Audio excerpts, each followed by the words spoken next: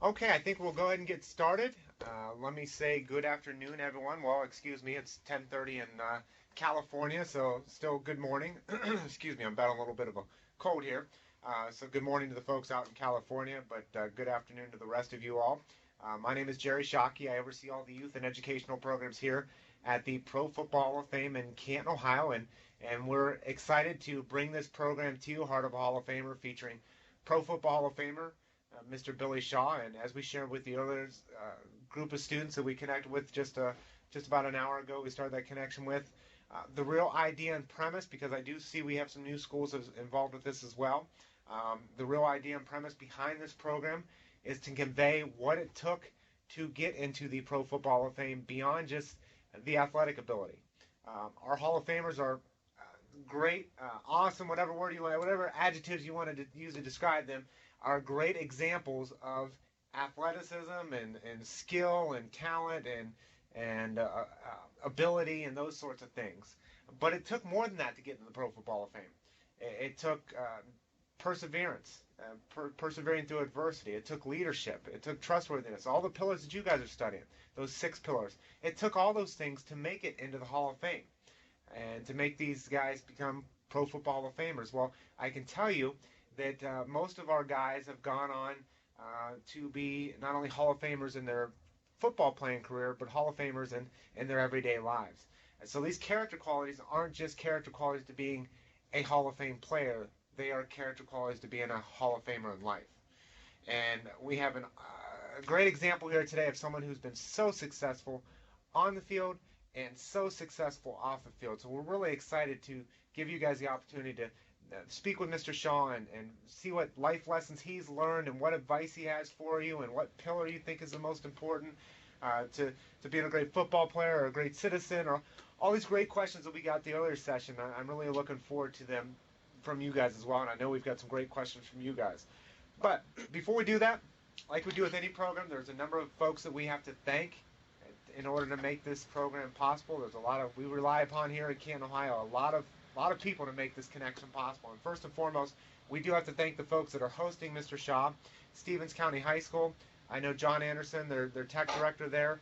He's worked very closely with me over the past, well, it's been going on for about a few months. We've been working on this and getting the testing and all that stuff. So John, thank you very much for all your help in making this this connection possible. And we also have to thank the other folks there at Stevens County High School, Felton Stevens, Kathy Thornton, and there's probably a number of other folks that helped make this connection possible. So thank you very much.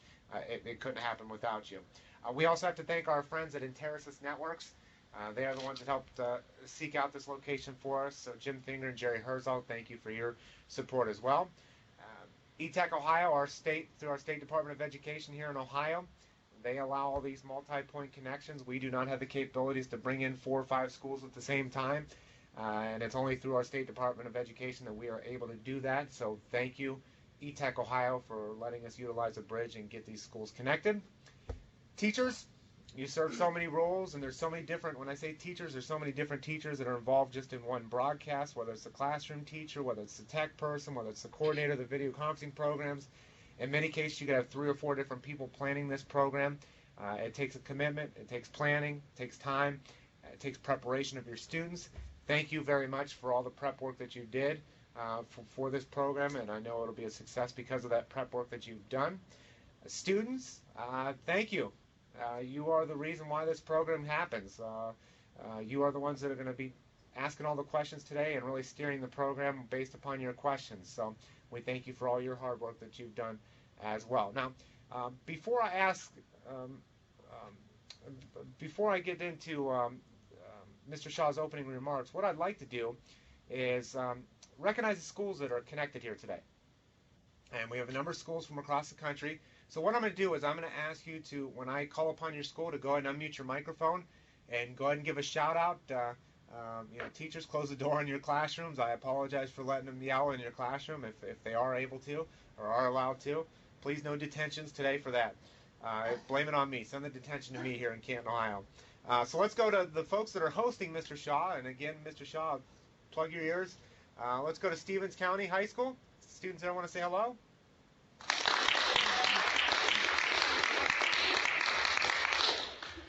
All right, a very, very, very casual, subdued hello. So nice clap. I wonder if anybody else is going to make some more noise. I know our friends at Samso, Parlin, New Jersey. I bet you they do. Yep. Ready? Yeah.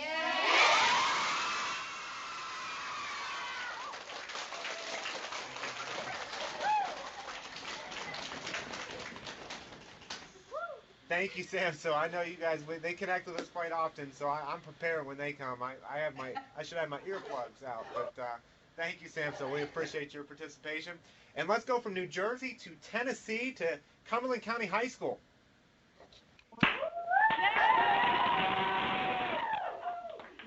Thank you, Cumberland County. We appreciate that. Thank you, Josette, there for all the work that you have done. And last, but definitely not least, but let's shift all the way across the country, and let's go to California with King's Community. 1, 2, 3. Okay, thank you, King's Community. Pretty good there, King's Community. We appreciate it. So again, I just want to remind all the schools to go ahead and mute your microphones until we call upon you, so we can eliminate any background noise during the broadcast, and then you can unmute them when I do call upon you. So with that being said, what I would like to do is get into the introduction of our featured speaker, and that's Pro Football Hall of Famer, Mr. Billy Shaw. He was the first player to spend his entire career in the AFL. Now, for those of you that may or may not know what the AFL is, it was the American Football League. It came about from 1960 all the way to 1970 when it eventually merged with the National Football League. It's what we know today as the AFC for the most part. Most of the teams that started off, or all the teams that started off in the AFL, eventually found their way in the AFC when it first started. So they were rivaling against each other, the AFL versus the NFL, until they eventually merged. So he was the first player to spend his entire career in the AFL to be elected to the Pro Football Hall of Fame. He was a two-way collegiate star, drafted by the Cowboys, so as many players were during the 60s. You would have been drafted probably by both leagues, especially if you were really good like Mr. Shaw. He was drafted by both the Cowboys in the NFL and the Bills in the AFL. He chose the Bills to play on the offensive line. Equally adept at pass blocking and run blocking, he was a driving force behind an offensive unit that led Buffalo to back-to-back AFL championships in 1964 and 1965. He was all AFL 5 times, and he was named to 8 All-Star games. And then in 1999, Mr. Shaw received the pinnacle award that an individual player can receive, and that's being enshrined into the Pro Football Hall of Fame here in Canton, Ohio. Now, as we like to do with all of our speakers for this series, we like to recognize them for as much as they're on the field as off the field.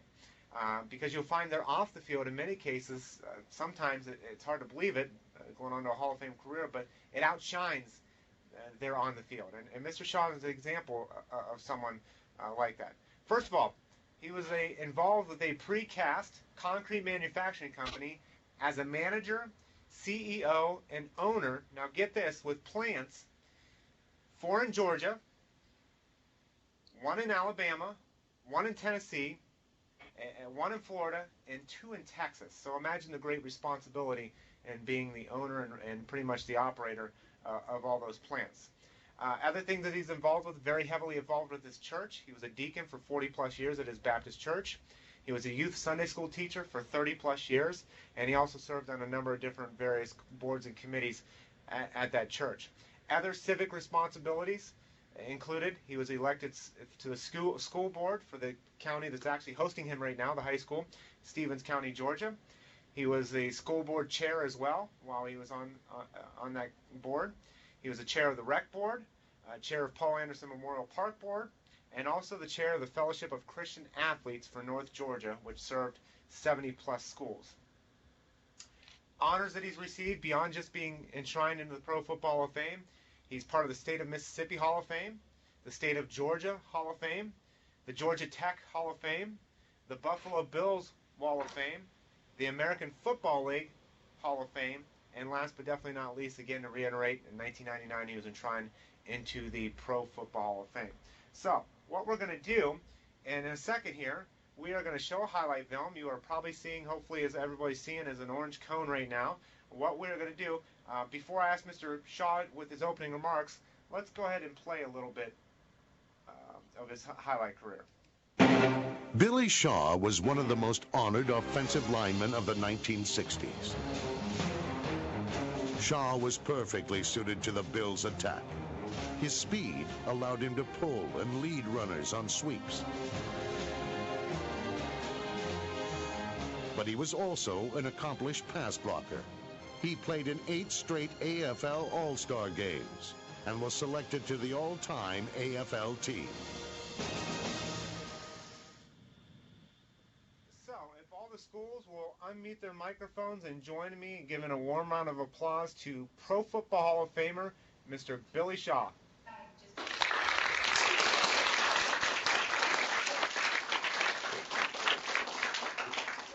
And Mr. Shaw, the microphone is yours, sir. Thanks, Jerry. As I told the group in the first session, and I think I'd like to start with the second session in the same way, because it's so important. A pillow, a building block in my life is how I feel about education. Educators are very special to me in that my grandparents were educators on the college level. My mother and her 2 sisters were educators in the classroom on the elementary side. My sister and her husband in the classroom. My wife and I, Patsy, have 3 daughters. All 3 are in the education process. 2 are in the classroom. Granddaughter graduates in May, and she will be in the classroom.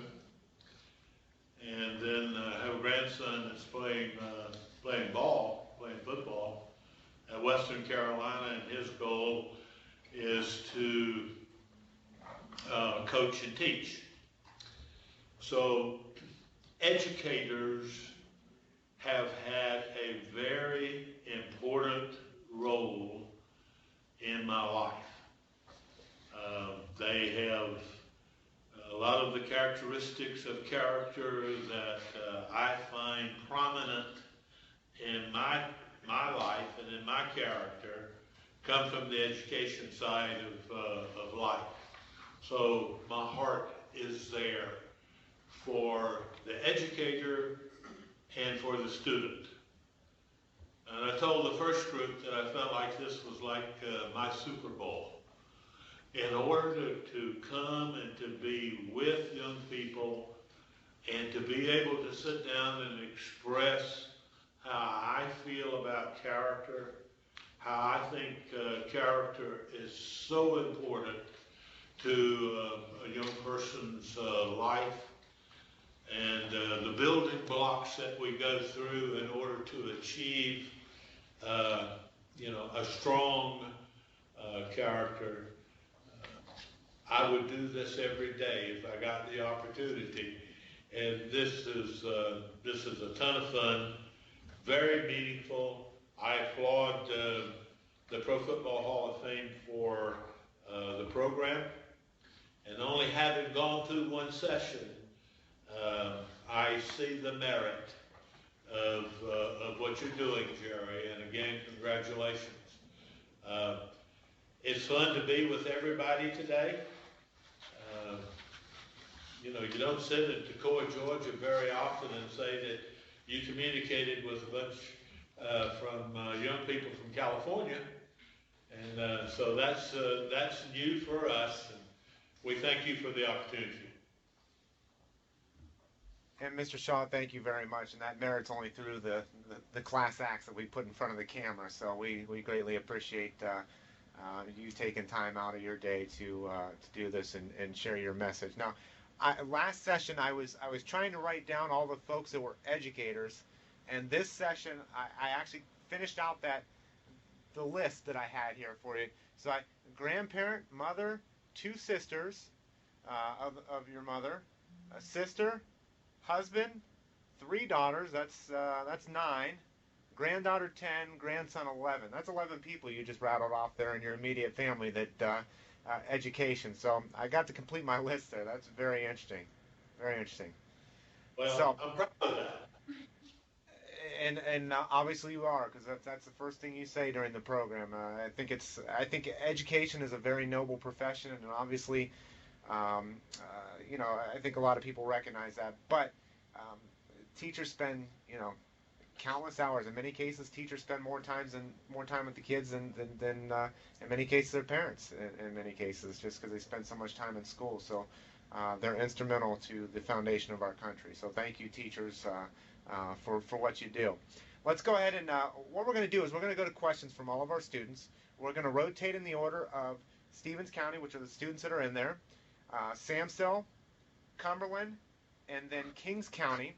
And again, I just want to, most of you guys are veterans to the program, but I'm going to call upon you. You'll unmute your microphone.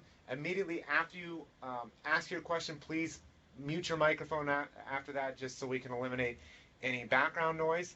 And just to reiterate to everyone, I don't think I shared this statistic with you guys. I did with the earlier session. Keep in mind, there have been over 20,000 players that have played in the National Football League since it started here in Canton, Ohio in 1920.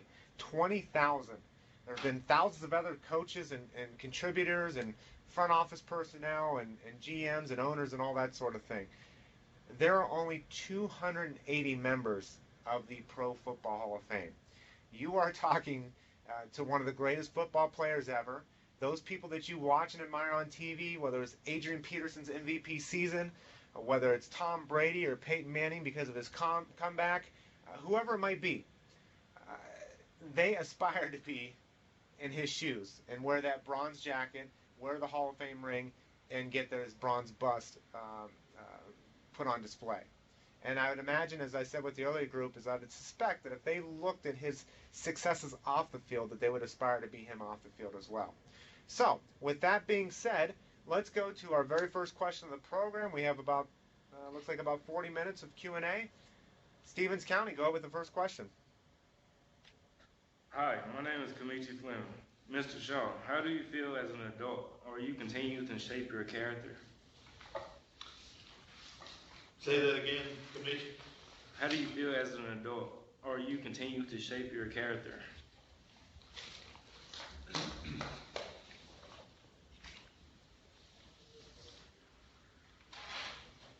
Explain to me the last part of that question. After football, since football is over, are you continue to shape your character? Okay, I think that is so important. The question, because there are so many professional athletes that don't continue to build on their character after pro ball. There are so many college students that after their athletic career is over, from an athletic standpoint, they don't start to, or they don't continue to build on their character. High school, the same way. So I hate to be singled out in the character building process as an athlete. I think that as a person, we have an obligation to ourselves, to our families, to those that care for us and love us, that we continue to get better at character. And because I was an athlete, there are the levels of high school, college, pro, that impacted my life, character-wise. And now that I'm through with the sports side, and I'm through with the business side because I'm retired from that, it never stops. Um, I have 6 grandchildren, and there is, whenever we're together, there's never a moment that there isn't a character building process or opportunity in front of them. So we are continuing to build our character at my age. Yes, mine should be further along than yours, but you are continuously building yours too. And it's a process that we go through till the good Lord takes us home. Jared? And thank you, Ms. Shaw. Great question, first of all, to that student, because I 100% agree with Mr. Shaw. I mean, I tell you what, my character's never grown more than it has in the last 4 or 5 years of my life. Obviously, I've set a good foundation with my parents set a good foundation with me, but I've got a 2 and a 4-year-old at home. So the past 5 years have really shaped my character when it comes to selflessness and caring and some of the other pillars that you guys have there, responsibility, those sorts of things. So yes, I 100% agree. It never stops, and you continue learning even after your playing career and even after your business career. And so thank you. Great question first to start off Stevens County. Let's go to Samso.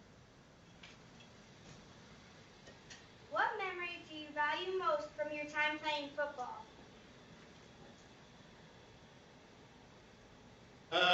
Can I say it's a negative one? Not a positive one? Before I get to the answer to the question, let me say that there are tons of positive memories from my athletic career. But the one that kind of sticks out is one that you might consider negative.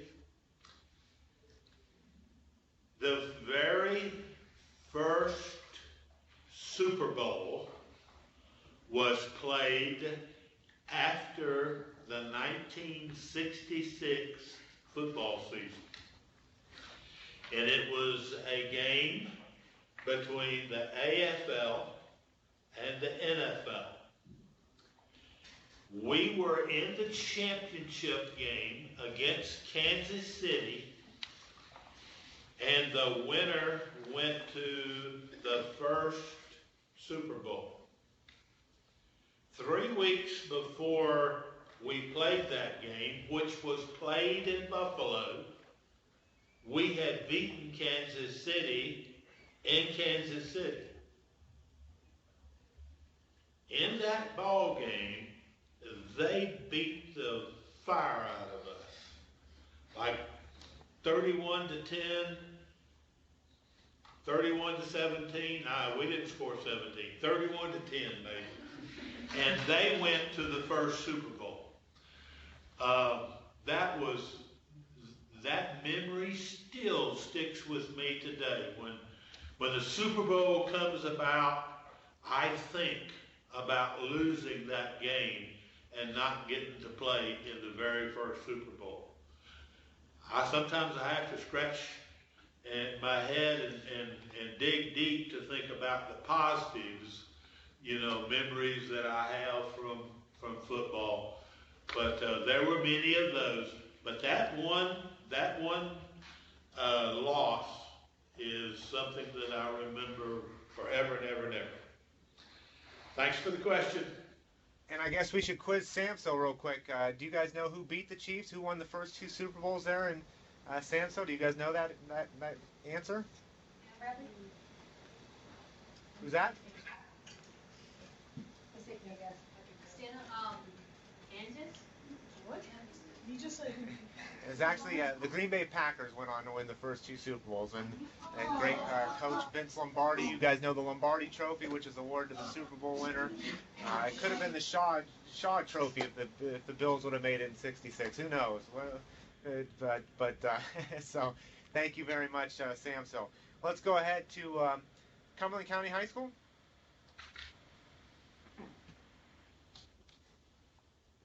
This is Dorian Holt from Cumberland County High School.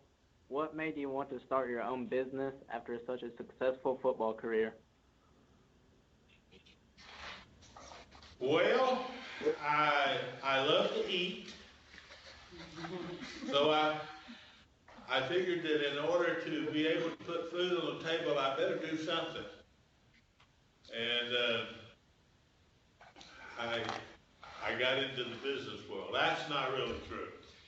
I got into business, particularly the precast business, almost luck. I was living in Louisiana. My dad and I had a machine shop and a steel fabrication business. And my dad passed away at a very young age. I sold the machine shop and moved my family to Toccoa, Georgia. And this is where my wife was born and raised, and this was her home.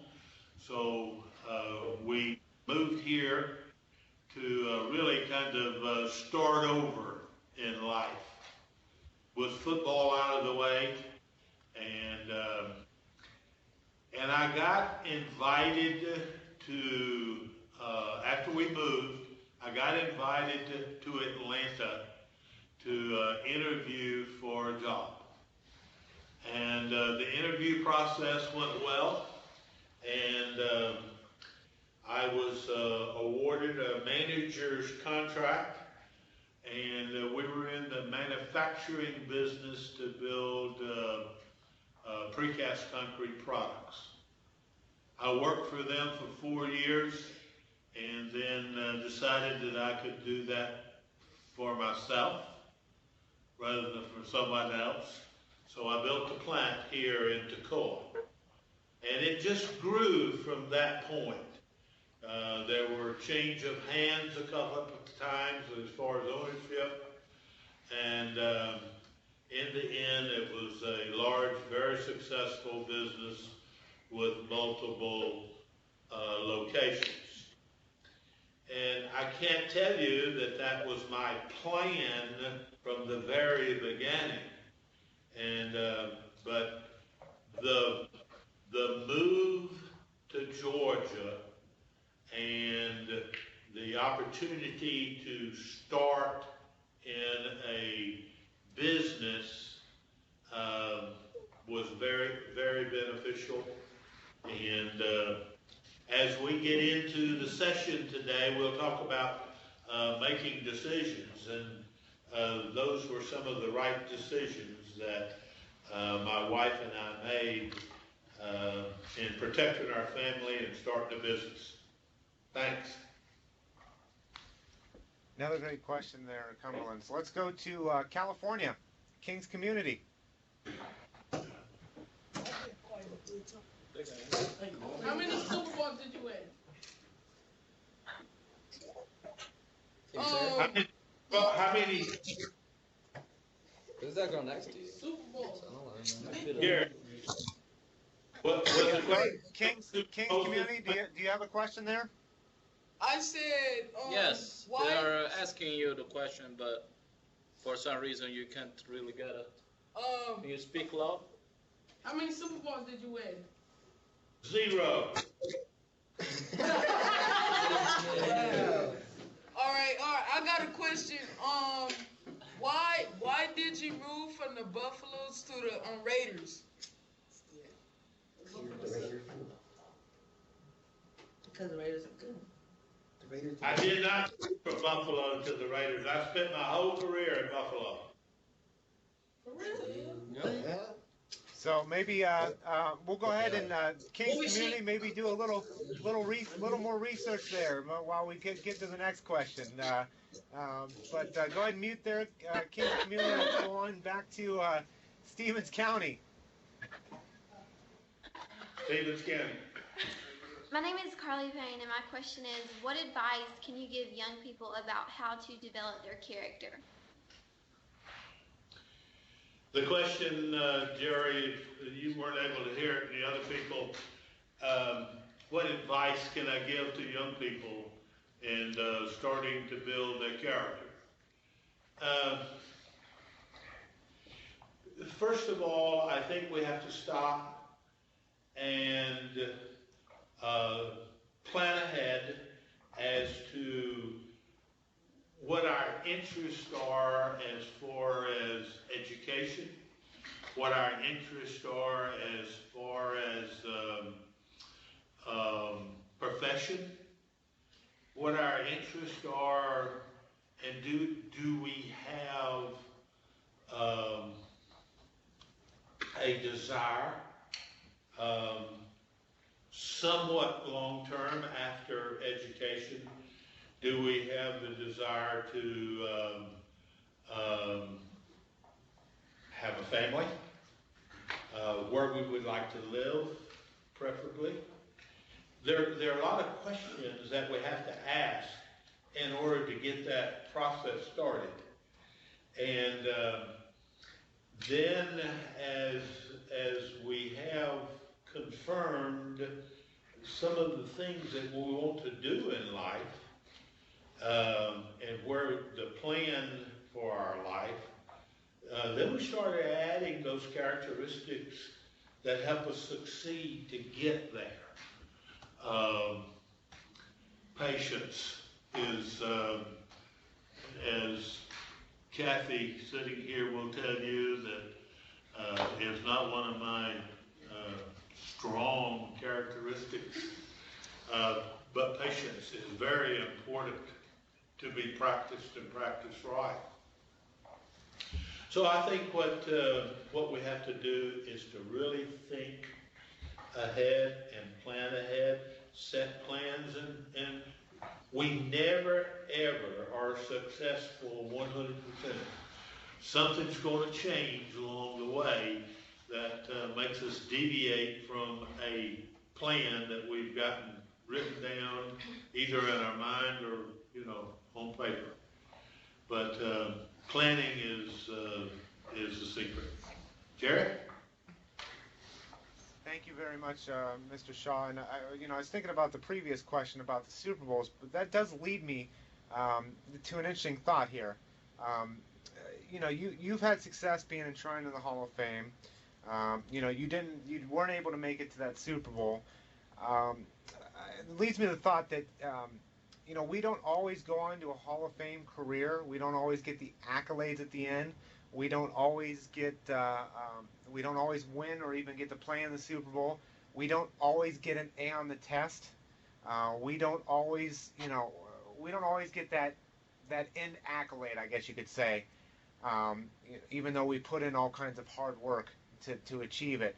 What do you have to say to those students that put in all this hard work only to come up maybe short of what their end goal was? Well, in that analogy,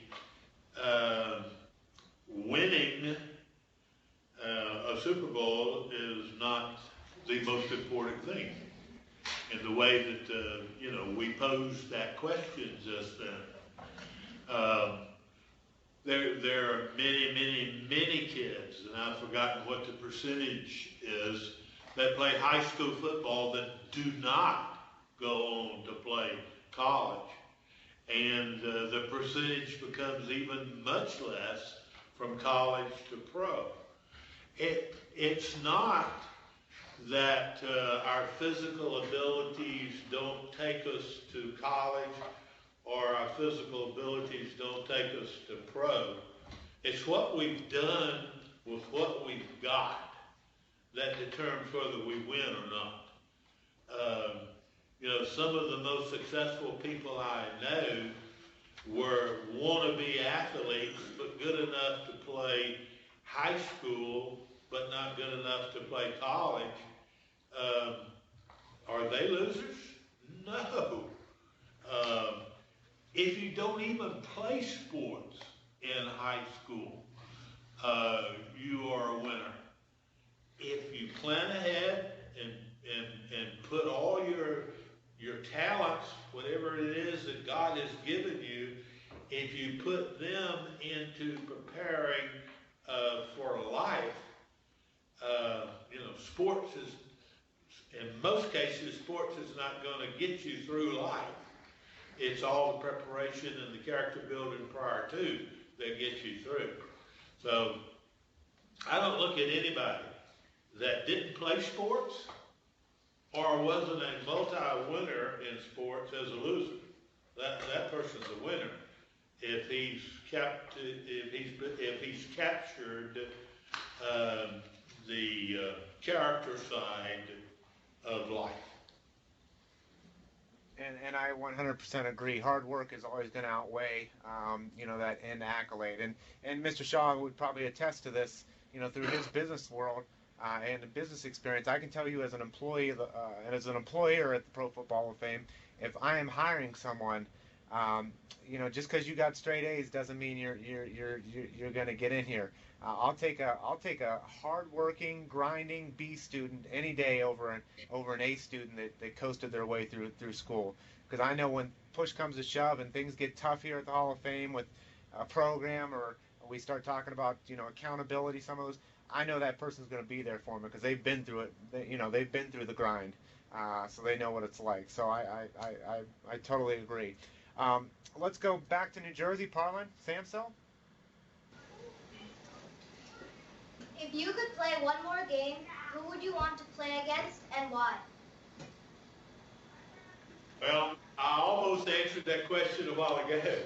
If I could play one more game, I would want to go back to the 1966 AFL Championship game and play Kansas City again. They're the ones that beat us, that kept us from going to the first Super Bowl. And I'd love to play that game again. Not going to say we would beat them because they had several Hall of Famers playing in that game, and they were good. But I would love to play that one game over if I had the chance. Thank you for that question. That was good. I like that. And they some Hall of Famers on that defensive end for the Kansas City Chiefs that Mr. Shaw would have been going head-to-head against. So that'd be interesting. So let's go ahead and go to Tennessee. Cumberland?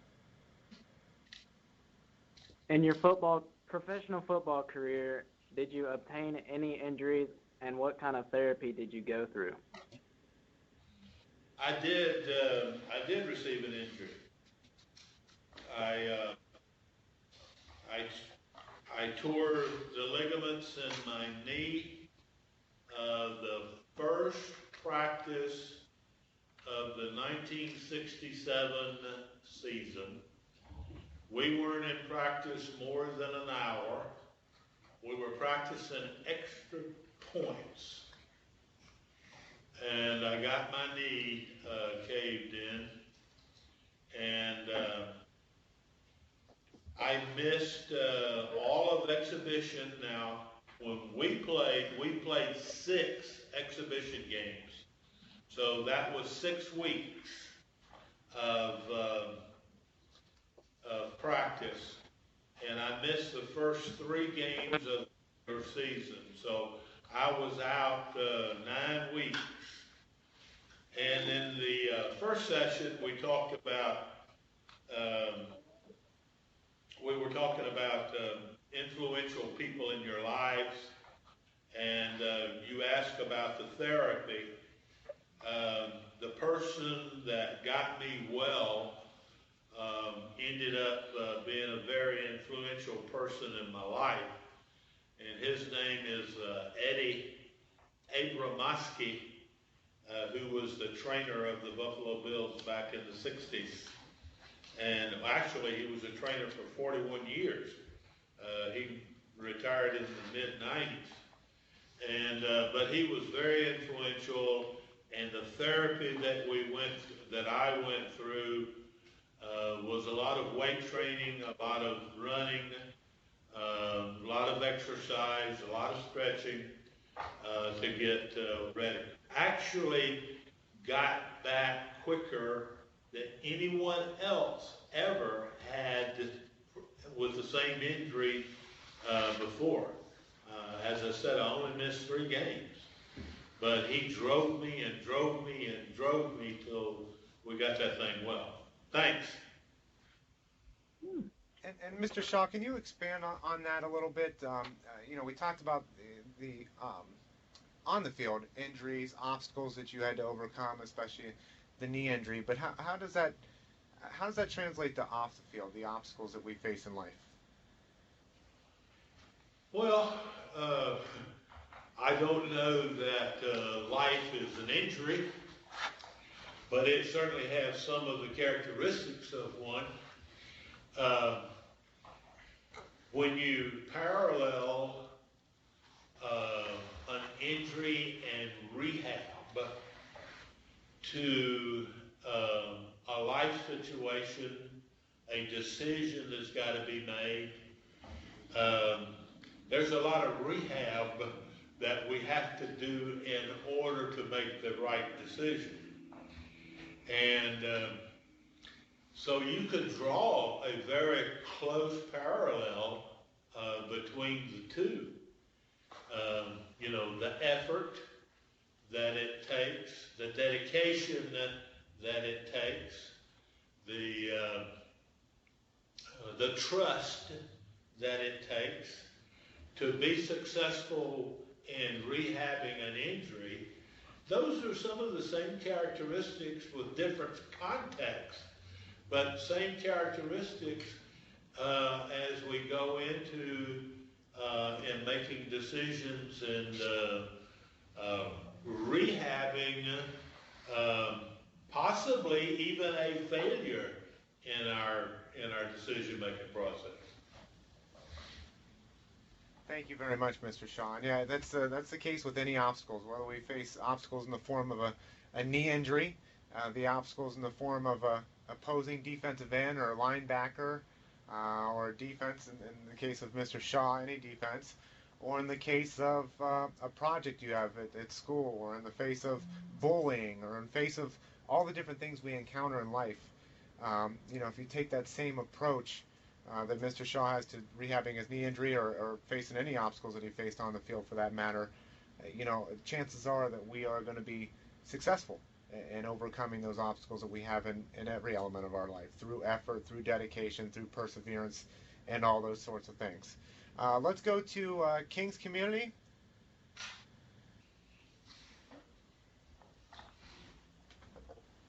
Do you have a question there, King's Community?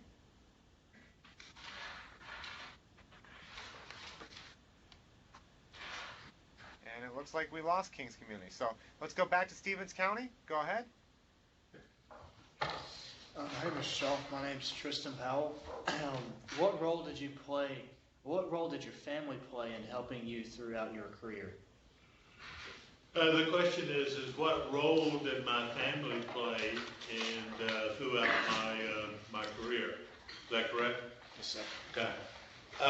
In an earlier session, I told about my dad, who was so influential in my life,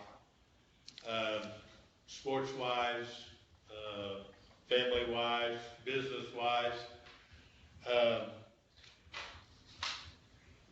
As I grew older,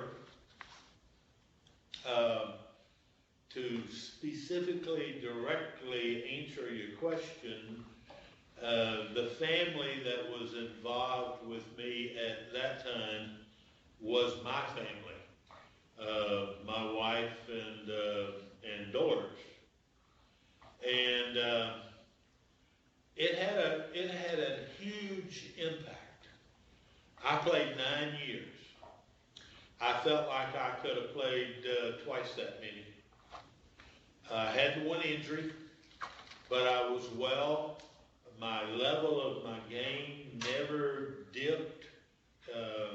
It might have leveled out, didn't continue to grow, but family was very important. I have a very strong, supportive family. My wife is so supportive of decisions that are to be made. And here's the decision that we had to make. I'm 9 years into my pro career. My play has not deteriorated. I feel like I could play at least 3 or 4 more. But I have 2 daughters. I had 3 daughters at the time. I have 2 daughters in school. We made each other a promise. And we were living in Louisiana. So 6 months out of the year, the girls went to school in New York. Or a portion of the year they went to school in New York. A portion of the year we moved back to, after Christmas, we moved back to Louisiana and they go to school. It was beginning to, the schools in New York at the time were a little further advanced than the school in Louisiana. And they were struggling when we'd go back and they were ahead when we came home. So they were beginning to suffer. So the wife and I sat down and we made a promise that I would never abuse football. Meaning that I would not play just to draw a check.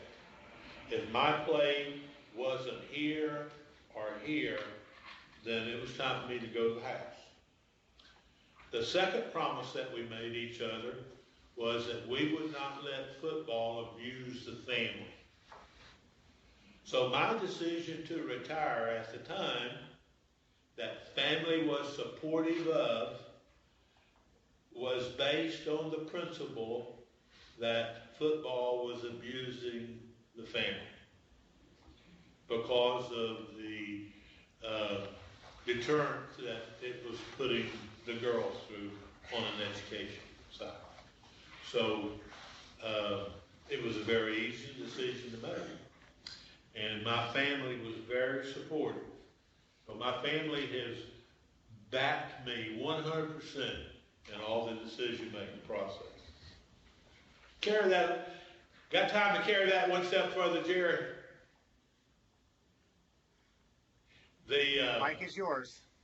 Okay. It brings about another decision-making process. I retired from the Bills after those 9 years on that principle. The Houston Oilers, I did that in May.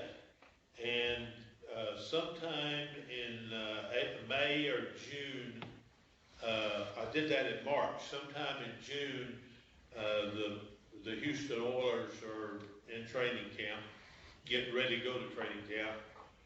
And they lost the first 2, both of their starting guards in the very first week of practice.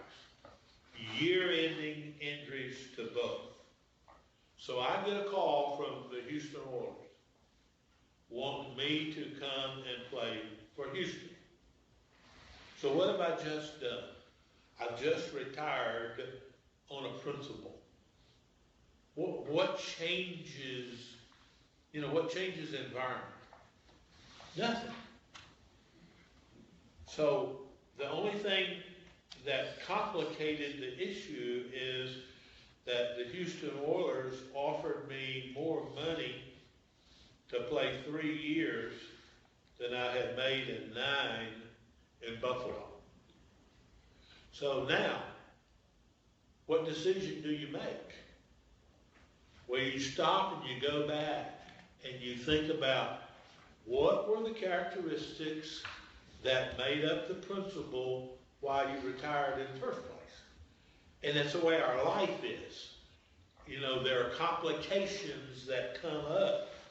And when we think about and pre-plan and lay out all those obstacles and priorities, and we put them in, and then put them in order, we come up with the same decision that we had made to start with.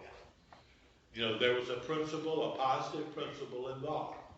You know, it's not about the money. It's not about, you know, going to a pretty place to live, or it's about being true to the decision-making process that you go through. And you can adapt that principle to any decision that you have in life. Jared? I'm glad you took the extra time to expand on that. I think that was a great example, Mr. Shaw. So thank you very much. Let's go to Samso. Did you have someone who inspired you either in the game of football or in life? I did. Oh, Had a lot of people that were important in the decision-making processes in my life. I had a lot of people that I used some of the characteristics I saw in their life and put in my life.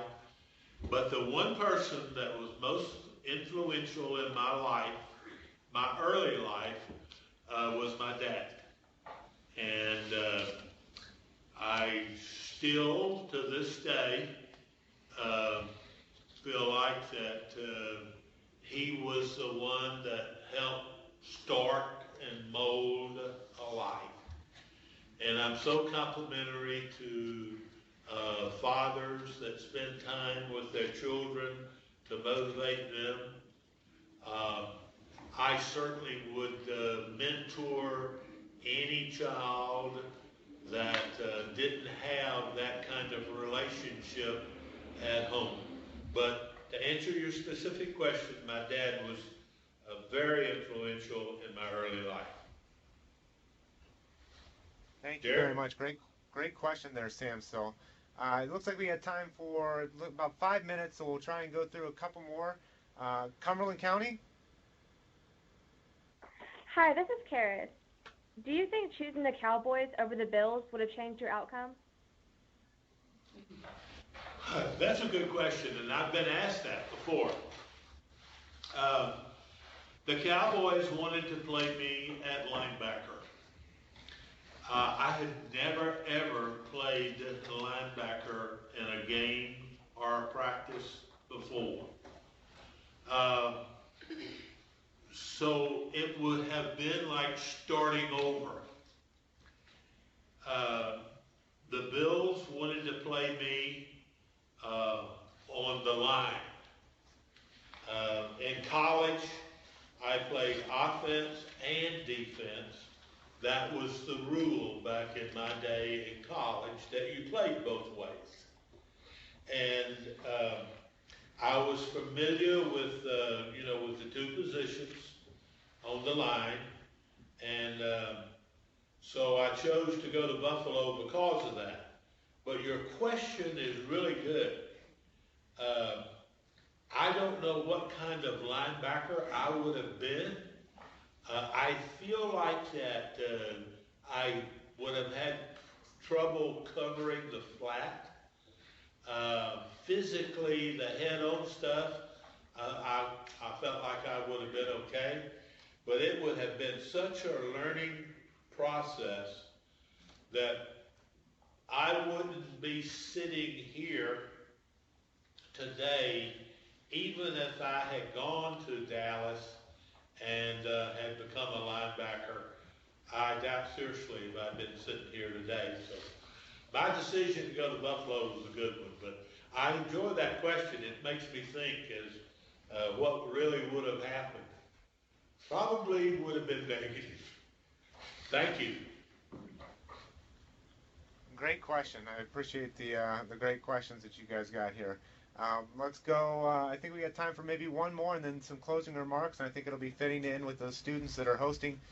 Mr. Shaw, let's go to Stevens County if you guys got a last question there. Hi, this is Cody Hoagland. Mr. Shaw, what character qualities do you believe it takes to be successful in all areas of life?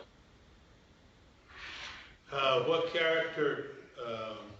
characteristics do I think are necessary and build a character in all areas of life? We talked about in the very beginning that, or I made the statement, that we're all different. Not that we're male or female, we're all different in the makeup of our character. We have different interests.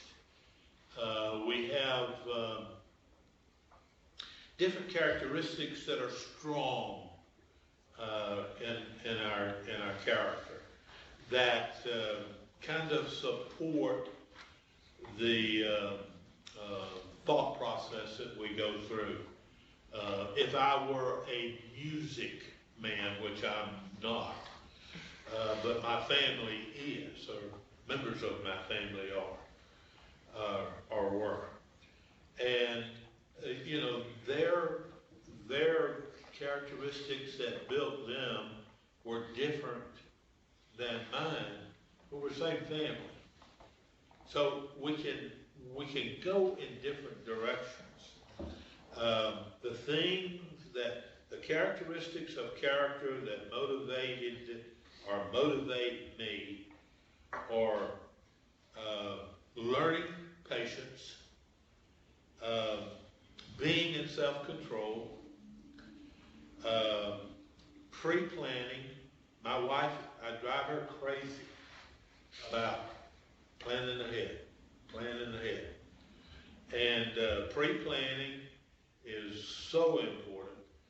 And, there are so many characteristics that we can look at. If you take the 6 pillars that we had here today to look at, and look at all the, I'll call them sub-characteristics underneath, if we just incorporated a portion of the positives of those characteristics into our character, we'd be better people today.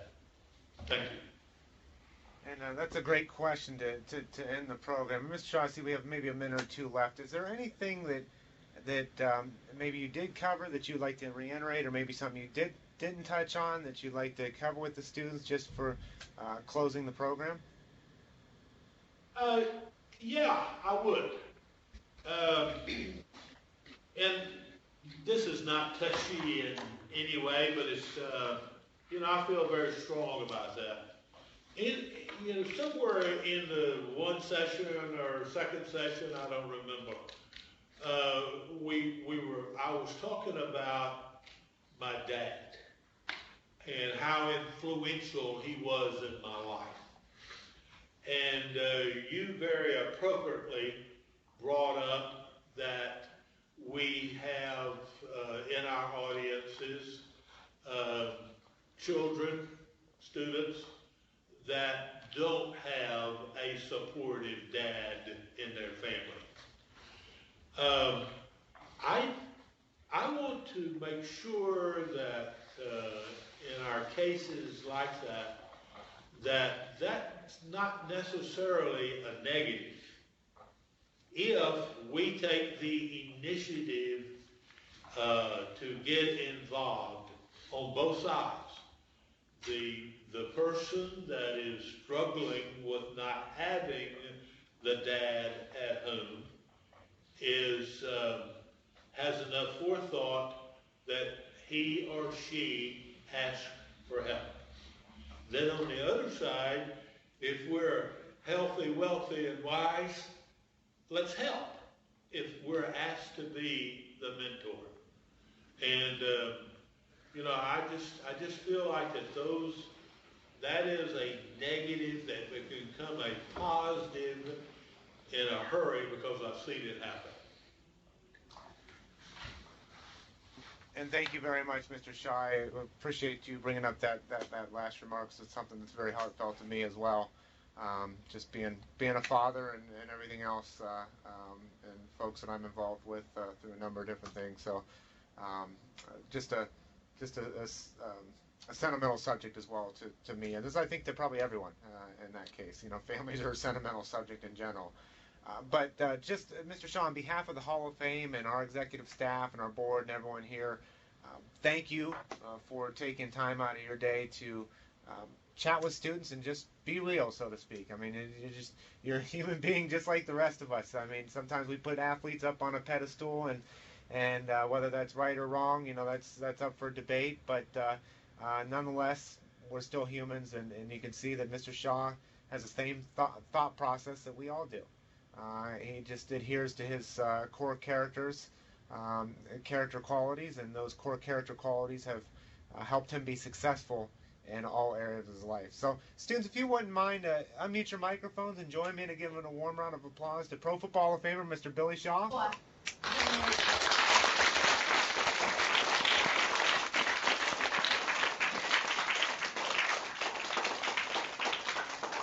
And students, we'd be remiss if we didn't thank you. I tell you what, another round of awesome questions. So you guys have definitely done your work. Mr. Shaw's big on preparation. You guys were obviously be prepared. So we thank you very much for taking your time to do this program. We hope to see you again someday, maybe live here in Canton, Ohio, or through video conference, whichever way is fine by me. But take care, and this concludes our program. Thank you very much.